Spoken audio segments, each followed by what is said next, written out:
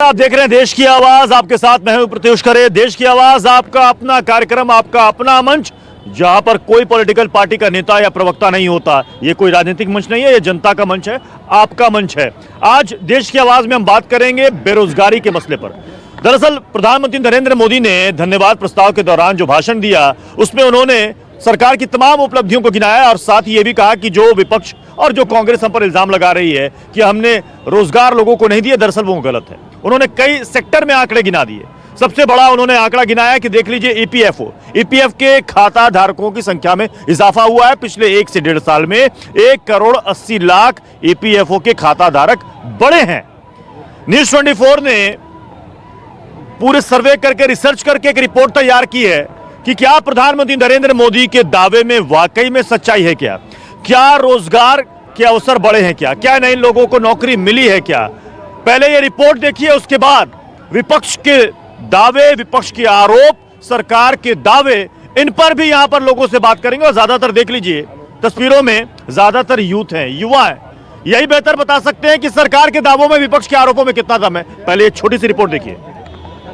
सितंबर 2017 से लेकर नवंबर 2018 तक, यानी करीब करीब 15 महीने में लगभग 1 करोड़ 80 लाख लोगों ने पहली बार प्रोविडेंट फंड का पैसा कटाना शुरू किया।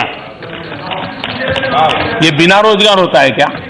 हाँ, इनमें से 64% लोग हैं जिनकी उम्र 28 साल से कम है। इसलिए खरगे जी आज सुबह आर्ग्यूमेंट दे रहे थे, इसको कोई लॉजिक नहीं है। 28 साल से कम उम्र का व्यक्ति मतलब नया जॉब प्राप्त करने वाला लोग होता है। हमारे देश में मार्च 2014 में करीब करीब 65 लाख लोगों को नेशनल पेंशन सिस्टम एनपीएस में रजिस्टर किया गया था। पिछले साल अक्टूबर में ये संख्या बढ़कर के 1 करोड़ 20 लाख हो गई। क्या ये भी बिना नौकरी के सब होगा क्या? कोई ऐसे ही कर देता होगा क्या? बेरोजगारी के मुद्दे पर सरकार पर हो रहे लगातार हमलों के बीच पीएम मोदी ने संसद में अपने आखिरी भाषण में यह दावा किया कि नई नौकरियां तेजी से बढ़ रही हैं और इसके लिए उन्होंने लिया ईपीएफओ के आंकड़ों का सहारा। उन्होंने कहा कि सितंबर 2017 से नवंबर 2018 के बीच 1 करोड़ 80 लाख लोगों ने अपना पैसा पीएफ में डाला। इनमें से 64% की उम्र 28 साल से कम, यानी वो लोग जिन्हें नई नौकरी मिली। यानी इस आंकड़े के मुताबिक 1 करोड़ 15 लाख लोगों को नई नौकरी मिली। पहली नजर में पीएम मोदी के इस आंकड़े में दम भी नजर आता है और यह काफी हद तक सही भी है, लेकिन इस आंकड़े का एक दूसरा पहलू भी है। आइए हम आपको बताते हैं कि आखिर पीएफ में रकम जमा करवाने वालों की तादाद बढ़ने के पीछे दूसरी और वजह क्या हो सकती है। पहली वजह, मोदी सरकार के आने के बाद पीएफ के नियमों में कई बदलाव हुए हैं। ऐसा ही एक नया नियम है पीएम रोजगार प्रोत्साहन योजना, जिसके तहत नया काम शुरू करने वाले व्यक्ति के कारोबार में काम करने वाले श्रमिकों के पीएफ में नियोक्ता का 12% योगदान पहले 3 साल तक सरकार देती है। इस नियम की वजह से नया कारोबार शुरू करने वाले अपने कर्मचारियों को पीएफ देने के लिए प्रेरित हुए, जिससे देश में पीएफ के नए खातों में वृद्धि देखी जा रही है। पीएफ अकाउंट बढ़ने की एक और वजह भी है। 20 से अधिक कर्मचारी होने पर कारोबारी को पीएफ देना जरूरी है। अगर किसी कंपनी में 19 कर्मचारी थे और एक नया कर्मचारी आ जाता है तो नियम के मुताबिक सभी 20 कर्मचारियों का पीएफ अकाउंट खोलना पड़ेगा। यानी नया रोजगार एक कर्मचारी को मिला, लेकिन पीएफ अकाउंट में सीधे 20 लोग दर्ज हो गए। पीएफ अकाउंट बढ़ने के पीछे नोटबंदी और जीएसटी जैसी वजह भी है। जीएसटी और नोटबंदी के बाद कई पुरानी कंपनियां ईपीएफओ रजिस्ट्रेशन के लिए मजबूर हुई हैं। ईपीएफओ में रजिस्ट्रेशन के बाद पुराने कर्मचारियों का भी अब पीएफ अकाउंट खुल गया है। बेरोजगारी के आंकड़ों की सच्चाई पर लगातार बहस हो रही है। अब पीएम मोदी ने भी आंकड़ों के जरिए जवाब देने की कोशिश की है, लेकिन इतना तो तय है कि 2019 में बेरोजगारी एक बड़ा चुनावी मुद्दा बनकर रहेगा। चलिए, ये रिपोर्ट तो आपने देख ली। इसमें सरकार ने जो दावे किए और उसके बाद रिपोर्ट्स और हकीकत फैक्ट्स क्या कह रहे हैं, ये भी आपने देख ली। लोगों से पूछते हैं कि उनके लिए वाकई में क्या रोजगार बढ़ा है क्या। सरकार ये कह रही है कि 1 करोड़ 80 लाख नए ईपीएफ धारक उसमें हुए हैं, जिसमें से 80% यानी 1 करोड़ 15 लाख ऐसे हैं जिनकी उम्र 28 साल से कम, यानी कि वो युवा जिनको पहली बार नौकरी मिली है। तो सरकार कह रही थी, विपक्ष तो ये झूठा प्रचार कर रहा है कि हमने नौकरी दी नहीं। जमीनी हकीकत ये है कि रोजगार तो मिले नहीं है, जो रोजगार में थे उनका भी रोजगार छीना गया है। कानपुर की लाल इमली जो कपड़ा मंत्रालय के अधीन है, 19 महीने से वेतन नहीं मिला है। 40 लोग लाल इमली कानपुर के वेतन अभाव में मर गए हैं। ये सिर्फ आंकड़ों की बाजीगरी है। ये जो आंकड़े बताए जा रहे हैं सरकार द्वारा, ऑर्डिनेंस आप कह रहे हैं आंकड़े झूठे हैं। एब्सोल्यूट ये सरकार के जितने आंकड़े हैं सारे झूठे हैं। बहुत काफी संख्या में नौजवान बेरोजगार घूम रहे हैं। आप ग्रुप डी का जो आप क्या करते हो? हम यहाँ बेरोजगार आदमी हैं और पढ़ाई लिखाई कहाँ तक हुई? पढ़ाई लिखाई मेरा मैट्रिक करके मैं दिल्ली में आया हूँ और अपना छोटा मोटा काम मैं चला रहा था यहाँ पर। तो वो भी कहते हैं छोटा मोटा काम चला रहे हो, आप बेरोजगार कैसे कहते हो? बंद हो गया है ना, सीलिंग हो गया, सीलिंग हो गया। जितने छोटा मोटा जो घर में अपना काम चलाते थे वो भी बंद हो गया। मैं ये कह रहा हूँ, ये सब बेरोजगारी का नाम से लोग कह रहे हैं कि बेरोजगारी बेरोजगारी। मैं ये पूछ रहा हूँ, 4.5 साल में बेरोजगारी हुई है क्या? 70 साल से नहीं थी क्या?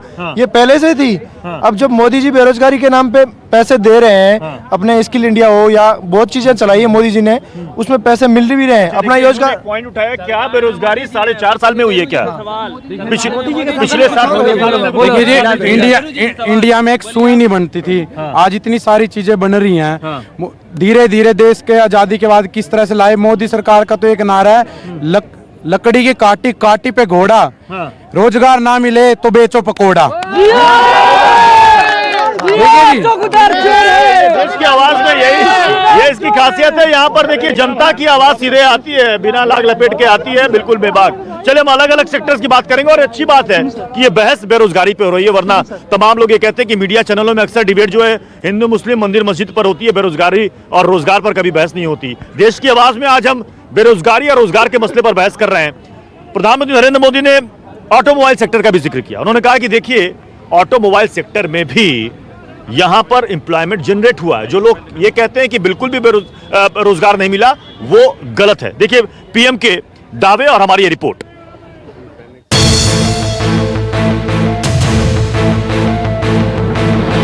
ट्रांसपोर्ट सेक्टर देश की अर्थव्यवस्था और रोजगार मुहैया कराने में अहम रोल अदा करता है। संसद में पीएम मोदी ने दावा किया कि एक अनुमान के मुताबिक ट्रांसपोर्ट सेक्टर में भी बड़ी संख्या में रोजगार जनरेट हुए। इस सेक्टर में करीब 1.25 करोड़ लोगों को रोजगार मिला। बीते 4 वर्षों में करीब 36 लाख बड़े ट्रक या कॉमर्शियल व्हीकल बिके हैं। करीब 1.5 करोड़ पैसेंजर व्हीकल्स बिके हैं और 27 लाख से ज्यादा नए ऑटो की बिक्री हुई है। ये सारी गाड़ियां जिन्होंने भी खरीदी है, क्या उन्होंने पार्किंग करके रखी है? क्या शोभा के लिए रखी है? क्या उनको कोई चलाने वाला नहीं होगा? क्या उनकी कोई सर्विसिंग नहीं होती होगी? क्या उनके मेंटेनेंस के लिए कोई मैकेनिज्म काम नहीं करता होगा? क्या एक अनुमान है कि ट्रांसपोर्ट सेक्टर में ही देश में बीते 4.5 वर्षों में करीब 1.25 करोड़ लोगों को नए अवसर मिले होंगे। पीएम मोदी का यह आंकड़ा बिल्कुल सही हो सकता है, लेकिन कोई नया नहीं, क्योंकि ट्रांसपोर्ट सेक्टर में ऐसा होता रहा है। मोदी सरकार के दौरान 2015, 16 और 17 में कॉमर्शियल व्हीकल की बिक्री कम हुई थी, लेकिन 2018 काफी अच्छा रहा। अगर कुछ सालों में ट्रांसपोर्ट सेक्टर में ग्रोथ की बात करें तो साल 2011 में कुल 8,09,499 कॉमर्शियल व्हीकल की बिक्री हुई।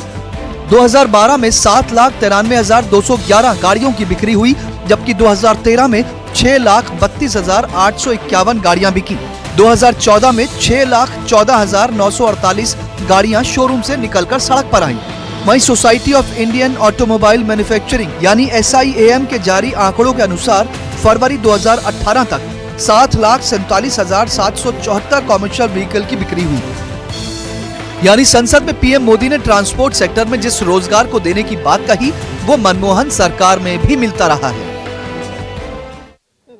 तो प्रधानमंत्री नरेंद्र मोदी कह रहे हैं कि ट्रांसपोर्ट सेक्टर में देखिए लोगों को नौकरी मिली है, 1.25 करोड़ से ज्यादा लोगों को नौकरियां मिली। पिछले महीने देश के श्रम एवं रोजगार मंत्रालय संभालने वाले संतोष गंगवार ने एक स्टेटमेंट दिया था सदन में। उन्होंने कहा था कि 2016 के बाद में हमारे देश में कोई ऐसा आंकड़ा नहीं है कि हम बेरोजगारों की गिनती कर सके। इसी मुद्दे पर पिछले सप्ताह 2 अधिकारियों ने इस्तीफा दे दिया था, मीनाक्षी लेवी ने और पीसी मोहन ने इस्तीफा दिया था। और आज स्थिति यह है कि कल के वक्तव्य में एक नया झांसा और फेंक दिया गया देश के सामने। ये इतना बड़ा झूठ कहाँ ले जाएंगे, ये कहाँ पहुँचाएंगे इसको? सारे आंकड़े सिर्फ झूठे हैं। हवा ये क्या? देखिए, जो भारत देश है ये युवाओं का देश है, यंग इंडिया है। यहाँ पे सबसे ज्यादा युवा हैं। चाहे कांग्रेस पार्टी है चाहे बीजेपी है, सब काम करते हैं। जो काम है वो पर्याप्त नहीं है।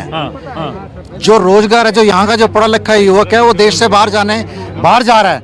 जो यहाँ का युवक है वो बेरोजगार है और उसके पास अब जो छोटा मोटा रोजगार था वो भी बंद हो गया। अब सीलिंग के चक्कर में जो यहाँ से फैक्ट्रियां माइग्रेट हुई हैं, वहाँ के एम्प्लॉयज भी बेरोजगार हो गए हैं। तो जो आंकड़े वो बता रहे हैं अभी तो कुछ नजर नहीं आ रहा आगे। आप ये कह रहे हैं कि जो आंकड़े बता रहे हैं सरकार की तरफ से, जो आंकड़े बताए जा रहे हैं वो उस आंकड़े के हिसाब से लोगों को नौकरियां नहीं मिली है, जमीन पर वो नजर नहीं आ रहा है। मुद्रा लोन योजना का अक्सर सरकार जिक्र करती है। प्रधानमंत्री नरेंद्र मोदी ने भी कल संसद में इसका जिक्र किया और कहा कि इससे कई लोगों को फायदा हुआ। छोटे मोटे धंधे, छोटे मोटे काम उन्होंने कम से कम शुरू किए। क्या कहा पीएम मोदी ने, देखिए। मुद्रा योजना के तहत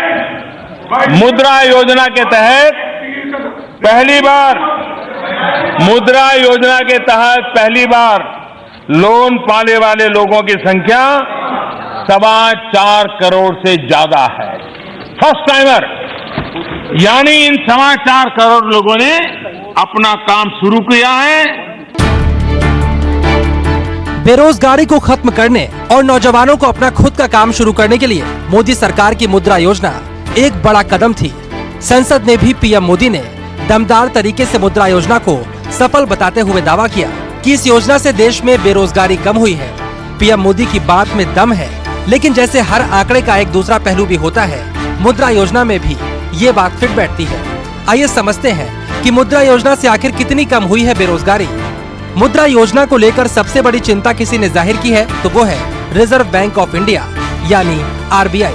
आरबीआई के मुताबिक मुद्रा लोन एक बड़े एनपीए यानी बैड लोन की तरफ बढ़ रहा है। वित्त मंत्रालय के सूत्रों के मुताबिक मुद्रा लोन एनपीए का अगला बड़ा कारण बन सकता है। मुद्रा योजना के तहत बैड लोन्स 11,000 करोड़ रुपए तक पहुंच चुके हैं। ऐसे में सवाल उठता है कि मुद्रा योजना से रोजगार पैदा हुए तो बैंकों का लोन क्यों डूब रहा है? जिस व्यवसाय के लिए मुद्रा लोन लिया गया, क्या वो अब भी चल रहा है? सरकार का दावा है कि इस योजना के तहत स्कीम शुरू होने के बाद से 7.3 लाख करोड़ रुपए के 15.56 करोड़ लोन दिए गए हैं। लेकिन इसकी सच्चाई जानने के लिए जब एक आरटीआई दाखिल की गई तो सरकार की तरफ से कई जवाब नहीं मिले। इस आरटीआई में 2 बड़े सवाल पूछे गए थे। पहला सवाल, मुद्रा योजना के तहत कितना रोजगार पैदा हुआ? सरकार की तरफ से इस सवाल का कोई जवाब नहीं दिया गया। वहीं दूसरा सवाल था कि सरकार इस योजना के लाभार्थियों की जानकारी उपलब्ध करवाए, लेकिन सरकार ने जो जवाब दिया उसमें सीधे कुल आंकड़ों की जानकारी दे दी गई। यानी मुद्रा योजना सरकार के लिए एक बड़ी चिंता का सबब बन सकती है। तरफ से मुद्रा योजना की बात कही गई कि मुद्रा योजना इतने लोगों को फायदा पहुंचा, इतने लोगों को बांटा गया, लेकिन उससे कितने रोजगार के अवसर पैदा हुए ये आंकड़े नहीं है। देखिए, सबसे पहले मैं ये बता दूं कि आज बेरोजगारी भारत की बहुत बड़ी समस्या बन चुकी है। पिछले 45 साल का रिकॉर्ड टूटा है बेरोजगारी में। 1 लाख से ज्यादा रोजगार कम हो चुकी है और इसका जीता जागता सबूत है जो जिस तरह कल लाल किले में रैली निकली है युवाओं की, इसका जीता जागता सबूत है। और रोजगार किसी क्षेत्र में नहीं हो, IT हो या नॉन IT हो, हर जगह रोजगार फेल है। कहीं भी रोजगार नहीं है क्या? कहीं भी नहीं है, कहीं नहीं। ये आपको मोबाइल सेक्टर का बता रहे हैं। आप यहाँ नोएडा जाइए, एडवेंट में लगभग 5-7 कंपनी है। उसमें से 3 कंपनी बंद होने के कगार पे। इन्फिनिक्स इतनी बड़ी कंपनी थी, अब बंद होने के कगार पे। आप जाके चेक कर सकते हैं। तो कहाँ रोजगार है, क्या रोजगार है? 16,000 लड़के जंतर मंदिर पर आके रोजगार के लिए धरना दिए हैं। हजारों कंपनी नहीं है। तो ये कह रहे हैं कि मोबाइल की कंपनी बंद हो गई, हजारों कंपनी नहीं आई है मोदी के राज में। कंपनी जो है सैमसंग सबसे बड़ी है इंडिया में, वर्ल्ड का सबसे बड़ी, यहाँ लगाई है नोएडा में। और ये बता रहे कि मैंने तो मोदी के राज में रोजगार पाया है। मेरा 60,000 रुपए वेतन है। मैं तो मोदी के रोजगार में मैं तो मोदी के बाद में रोजगार पाया हूँ मैं। चलिए एक छोटे से ब्रेक के लिए यहाँ पर रुकना पड़ेगा। ब्रेक के बाद लौटेंगे तो बात करेंगे एक और सेक्टर की जिसको लेकर सरकार ने दावा किया है कि इस सेक्टर में भी रोजगार के अवसर पैदा हुए। एक छोटा सा ब्रेक। आज हम बात कर रहे हैं बेरोजगारी के मसले पर, प्रधानमंत्री नरेंद्र मोदी के दावे और विपक्ष के आरोपों पर। सीधे लोगों से पूछ रहे हैं कि वो क्या सोचते हैं, क्या वाकई में लोगों को रोजगार मिला क्या? सर रोजगार सबको मिला है लेकिन यूज करना नहीं चाहते लोग।